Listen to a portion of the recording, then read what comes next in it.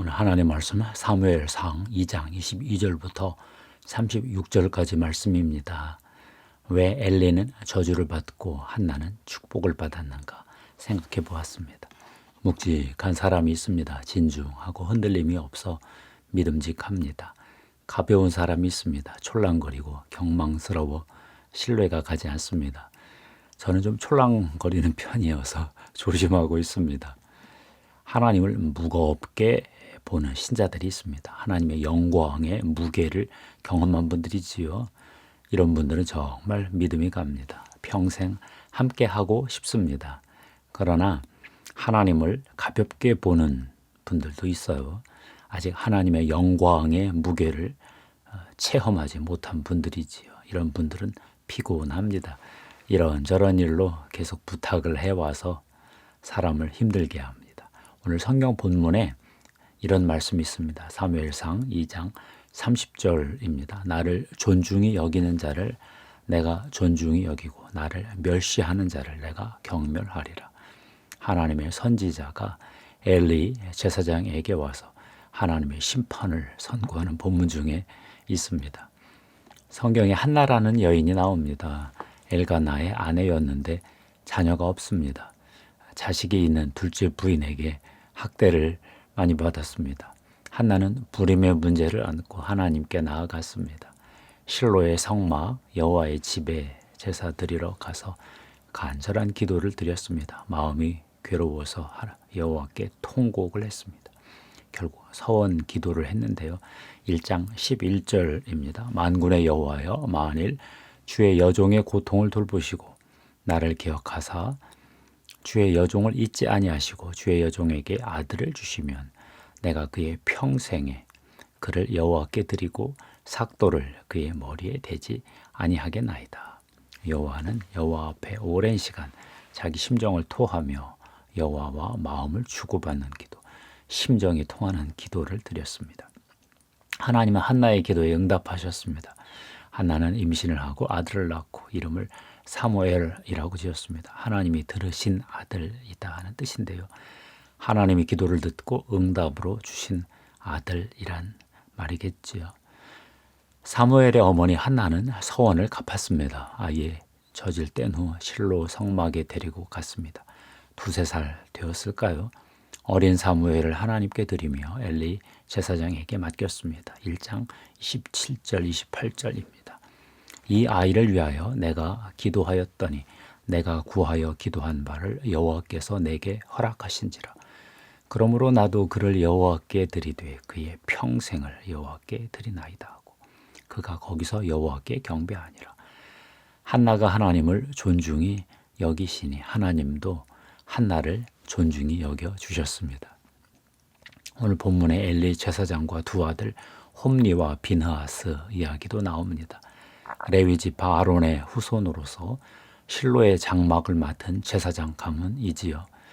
엘리의 두 아들은 행실이 아주 나빴습니다. 갈고리로 제물의 고기를 탈취했습니다. 이들이 왜 이리 방자한 행동을 했을까요? 2장 17절에 그 이유가 나옵니다. 이 소년들의 죄가 여호와 앞에 심히 크면 그들이 여호와의 제사를 멸시함이었더라. 여호와를 멸시하고 여호와의 제사를 멸시하는 그런 소년들이었습니다. 이들은 음란한 짓도 서슴지 않았는데요. 회막문에서 수종드는 여인들과 동침했습니다. 아비의 훈계도 듣지 않았습니다. 결국 하나님은 이 둘을 죽이기로 작정하셨습니다. 2장 25절입니다.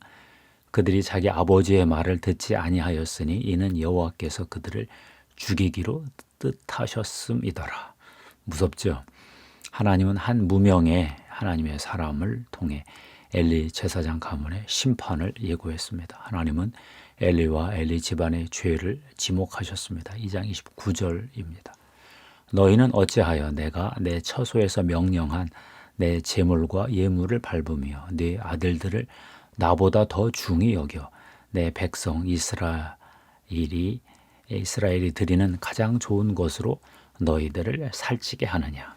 하나님의 선지자는 엘리 가문에게서 제사장 직을 거두고 엘리의 두 아들의 죽음과 자손의 단명과 가난의 저주를 이어가는 하나님의 심판을 선고했습니다. 엘리 집안이 하나님을 멸시하니 하나님도 엘리 집안을 경멸하셨습니다. 하나님을 존중히 여기고 하나님으로부터 높임을 받는 사람들이 많습니다.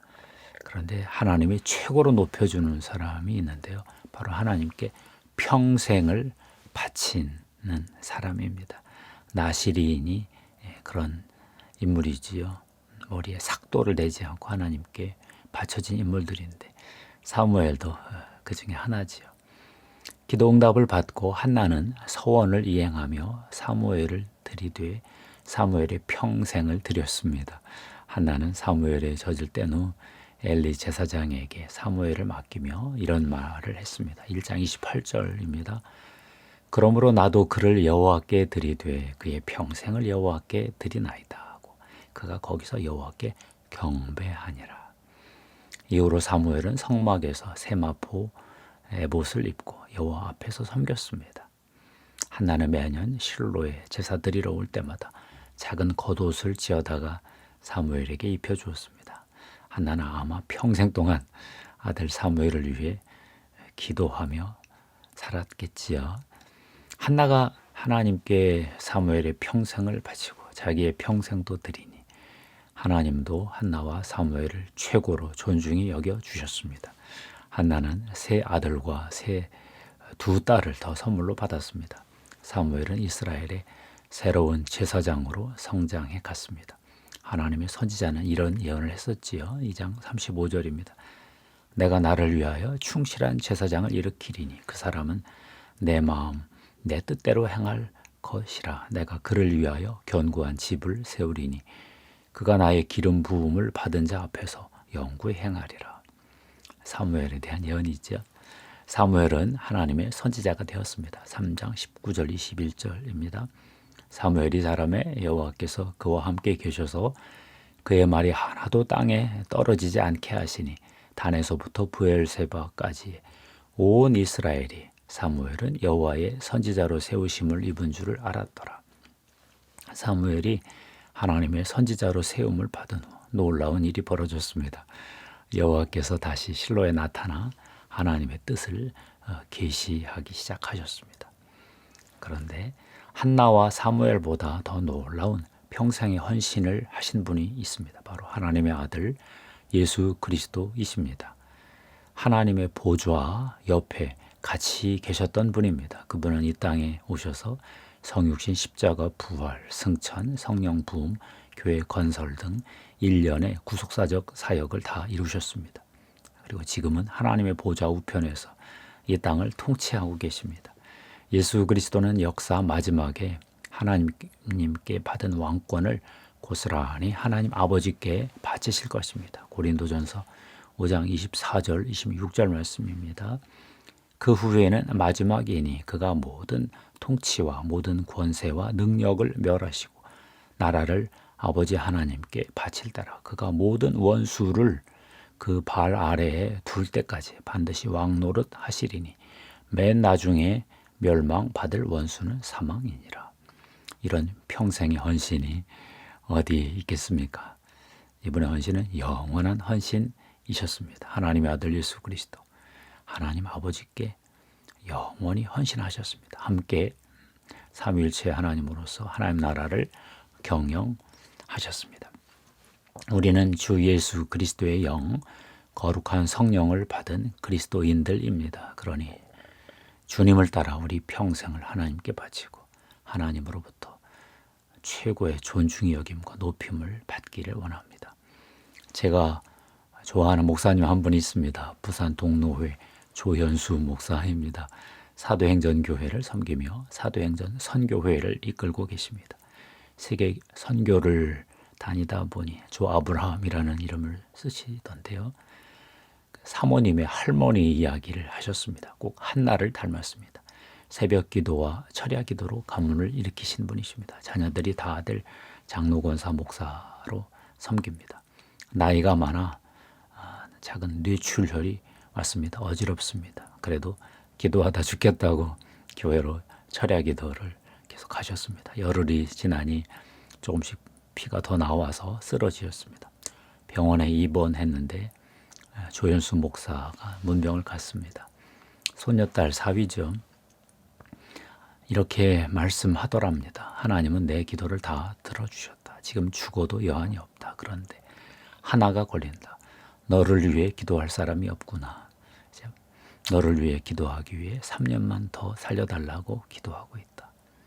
놀랍죠? 막 목회를 시작한 조현수 목사에게 사모님 할머니가 하신 말씀입니다. 결국 할머니는 3년 더 기도하시고 돌아가셨습니다. 초기 한국 교회사에 이런 기도의 인물들이 참 많습니다. 하나님은 이들의 헌신을 통해 한국 교회를 축복해 오셨습니다.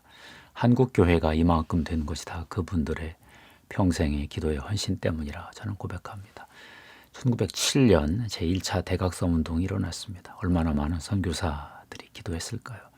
6.25 이후 60년대, 70년대, 80년대까지 한국 교회가 성장했습니다. 10년마다 2배씩 늘어났습니다. 저는 이때를 2차 대각성으로 부를 만하다 그렇게 봅니다. 1990년대부터 한국 교회가 어렵습니다.